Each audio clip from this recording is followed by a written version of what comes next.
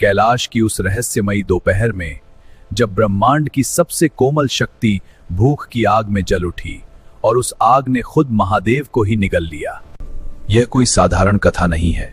देवियों में एक देवी है जो विधवा है, एक ठगिनी है और उसे सुख समृद्धि के लिए नहीं बल्कि सुख समृद्धि को छोड़ने के लिए पूजा जाता है। यह कोई राक्षसी नहीं है, वह है 12 महाविद्याओं में से एक और इस रूप का जन्म हुआ महादेव के वियोग की आग से। यह कैलाश पर एक शांत दोपहर की कहानी है जब माता पार्वती को एक असहनीय ब्रह्मांडीय भूख का सामना करना पड़ा जो संतुष्ट करने योग्य नहीं थी। उसने महादेव से भोजन मांगा, लेकिन महादेव उस समय गहन ध्यान में लीन थे और उन्होंने जवाब नहीं दिया।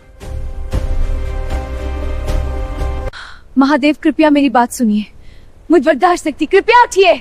जब महादेव बार बार अनुरोध करने पर भी ध्यान से बाहर नहीं आए तो देवी की भूख क्रोध में बदल गई। अपनी भूख की आग में उन्होंने वह किया जो कल्पना से परे था।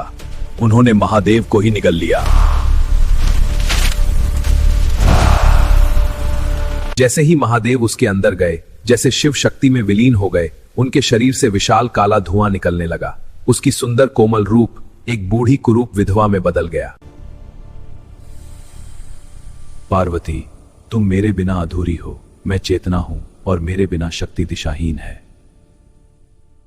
तुम हर बलिदान, हर अभाव और दुनिया की हर शून्यता का प्रतीक बनोगी। तुम्हें धूमावती कहा जाएगा, लेकिन यह कोई श्राप नहीं था, यह एक भूमिका थी। मां धूमावती शून्य का प्रतीक है जो सृष्टि से पहले था और विनाश के बाद रहेगा। वे उस परम सत्य का प्रतीक हैं कि जब भी दुनिया का हर लगाव कोई, हर बंधन, दुनिया की हर सुंदरता नष्ट हो जाए, चेतना अकेली रहती है। वह हमें सिखाती है कि सबसे गहरे दुख और हानि में भी एक दैवीय शक्ति छिपी है। वैराग्य की शक्ति को धन या सुंदरता के लिए नहीं पूजा जाता, बल्कि सभी बंधनों से मुक्त होने के लिए। उस आदि शक्ति के हर रूप का सम्मान करें, चाहे वह कोमल हो या उग्र। कृपया कमेंट में जय माता दी लिखें।